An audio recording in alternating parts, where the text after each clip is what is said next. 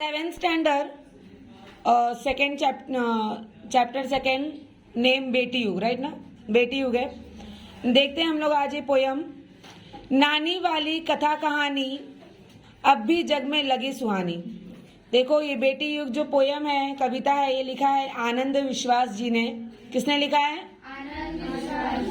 आनंद विश्वास जी ने लिखा। इनका जन्म हुआ था जुलाई 1949 में, मतलब 1949 में, शिकोहाबाद, उत्तर प्रदेश में। ओके, अब पोयम हम देखेंगे।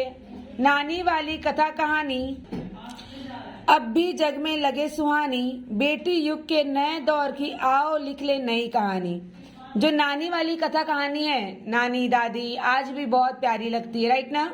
और बेटी युग के नए दौर में आओ लिख ले नई कहानी।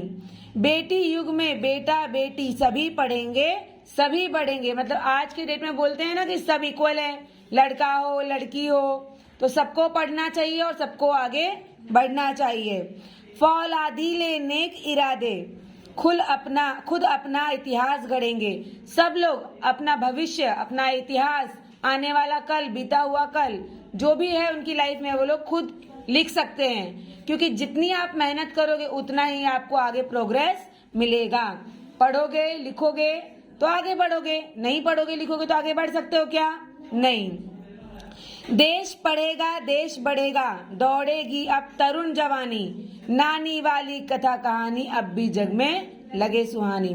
बेटा शिक्षित आधी शिक्षा, दोनों शिक्षित पूरी शिक्षा। अगर सिर्फ बेटा शिक्षित होगा तो क्या कितनी कैसी शिक्षा है वो? आधी। क्योंकि अपने घर में हमारे जो पेरेंट्स होते हैं, मम्मी और पापा, पापा क्या रोज घर पे रहते हैं? नो। कहाँ जाते हैं? जॉब पर, काम पे, अपने काम के लिए बाहर जाते हैं। लेकिन घर में कौन रहता है? मम्मी। लेकिन अगर मम्मी पापा दोनों पढ़े लिखे हैं तो पापा बाहर का संभालते हैं और हमारी पिटाई भी करते हैं टाइम टाइम पे। और मम्मी डेली घर पे हैं तो हमें डेली पढ़ा सकती हैं, हमारे ऊपर ध्यान दे सकती हैं। अगर मम्मी पढ़ी लिखी नहीं है तो वो बेचारी लाचार होती हैं, फिर उनको डिपेंड होना पड़ता है कहीं और, किसी और पे। यहाँ वहाँ आजू बाजू में पूछती हैं, देखो ये क्या लिख के दिया है, होमवर्क क्या दिया है, राइट। तो इसीलिए अगर मम्मी भी पढ़ी लिखी होती हैं तो वो पूरी शिक्षा होती है, राइट। बेटा शिक्षित आधी शिक्षा, दोनों शिक्षित पूरी शिक्षा। हमने सोचा मनन करो तुम, सोचो समझो करो समीक्षा, सारा जग शिक्षा में करना हमने सोचा मन में ठानी, नानी वाली कथा कहानी अब भी जग में लगे सुहानी। पूरा जग, पूरा संसार शिक्षा में होना चाहिए। आगे देखते हैं। अब कोई ना अनपढ़ होगा, अब इस युग में कोई अनपढ़ नहीं होगा। सबके हाथों पुस्तक होगी, सबके हाथ में क्या होगी? पुस्तक। ज्ञान गंगा की पावन धारा सबके आंगन तक पहुंचेगी। जो ज्ञान है, विद्या है, मतलब हमारी पढ़ाई लिखाई है, वो हर घर तक पहुंचेगा, चाहे वो घर अमीर का हो या गरीब का हो। पुस्तक और कलम की शक्ति जग जाहिर जानी पहचानी। कलम और बुक में, मतलब किताब और पेन में बहुत ज्यादा ताकत है।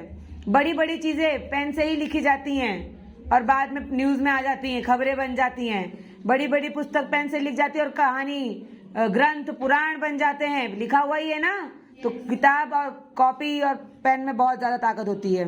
नानी वाली कथा कहानी अब भी जग में लगे सुहानी। बेटी युग सम्मान पर्व है, पुण्य पर्व है, ज्ञान पर्व है। सब सबका सम्मान करे तो जन जन का उत्थान पर्व है। सबको एक दूसरे की रिस्पेक्ट करनी चाहिए, मान सम्मान करना चाहिए। सोने की चिड़िया तब बोले बेटी युग की हवा सयानी, नानी वाली कथा कहानी अब भी जग में लगे सुहानी।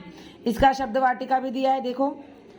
सुहानी मतलब सुंदर, दौर काल समय, नेक भला अच्छा, इरादा संकल्प, फिर मुहावरा है, ठान लेना मतलब निश्चय कर लेना। इस बार परीक्षा में मैंने 90% लाने का ठान लिया है।